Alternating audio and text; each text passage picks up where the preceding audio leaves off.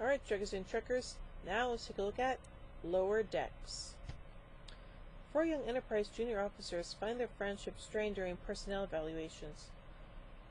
Two of the friends, Sam Lavelle and the Bajoran Sito Jaxa, discover that they are being considered for the same job. Joined by their friend Ben, a civilian who works as a waiter, they learn that the promotions seem to be already decided on for their other two friends, Nurse Ogawa and Vulcan engineer Torek. Worf soon detects an escape pod inside Cardassian space, which is off-limits to the Enterprise, and Geordi and Torek work to transport the passenger on board amidst a cloak of secrecy. Ogawa seems to be doing nicely in the evaluations, as Beverly Crusher has nothing but praise for her abilities and accomplishments. She orders Ogawa not to reveal what she is about to see in sickbay, and Dr. Crusher takes her to where an injured Cardassian has been brought on board.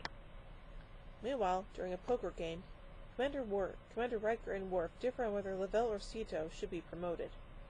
Captain Picard chastises Sito for her role in a Starfleet Academy scandal.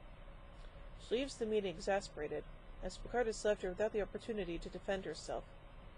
Considerations of promotions are interrupted by a baffling secret mission that all but Lavelle are involved in.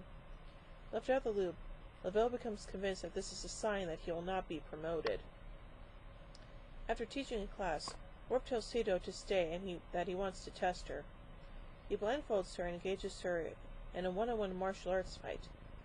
Sito is powerless to stop Worf's attacks, adding insult to her already bruised self-esteem, but finally stands up to him, saying it's an unfair test. Worf admits to getting her to stand up for herself when she's being judged unfairly is what he intended all along. She uses newfound confidence to confront Picard about his earlier interrogation. Picard, to Sito's surprise, admits that the purpose was to assess her personal growth, along with her readiness for a dangerous secret mission which she opposes a Bajoran captive taken by Cardassian named Joret Dao. He also states that he has specifically asked for her assignment to the ship, so she was given a fair chance. Joret is actually a Federation operative, and he needs to get back to Cardassia. The plans for Jordan Sito to enter Cardassian space in a stolen Starfleet shuttlecraft that has been made to look like it was damaged from phaser fire during an escape. At the first opportunity, Joret will launch Sito back to Federation space in an escape pod. Acknowledging the risks, Sito accepts the mission and leaves to prepare. Sito's escape pod does not return from the mission, so after waiting 32 hours, Picard orders the probe to be launched into Cardassian space, despite being warned that doing so could be considered a treaty violation. The probe detects scattered debris that appears to be the remnants of a Starfleet shuttle escape pod. The Enterprise later intercepts Cardassian communications, which report that a Bajoran prisoner overpowered her Cardassian captor and attempted to leave Cardassian space in an escape pod, which was then destroyed, leaving no survivors. Picard announces the loss of a fellow crew member over the ship's general address. Lavelle receives a promotion, but he and his friends, as well as the senior crew, are downhearted. Even the emotionally distant Worf has been affected by the loss they all feel. They comfort each other, and Worf joins them as the episode concludes. Oh wow, I wasn't expecting that kind of a twist. So anyway, let's look at the legacy of this episode. This episode has proved influential on later television writers.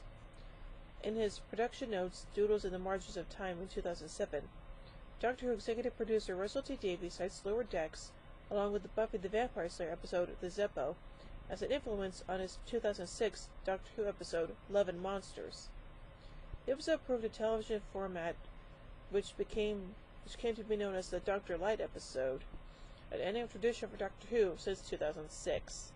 Yeah, and we do not speak of Love and Monsters here when we're talking about Star Trek, darn it. So I'd say this is a pretty good episode, and the focus on the other characters that we don't get to see a whole lot often was actually kind of cool. So overall, I give Lower Decks 4 warp cores out of 5. Well, join me soon as we take a look at Thine Own Self. So, until then, live long and prosper, everybody.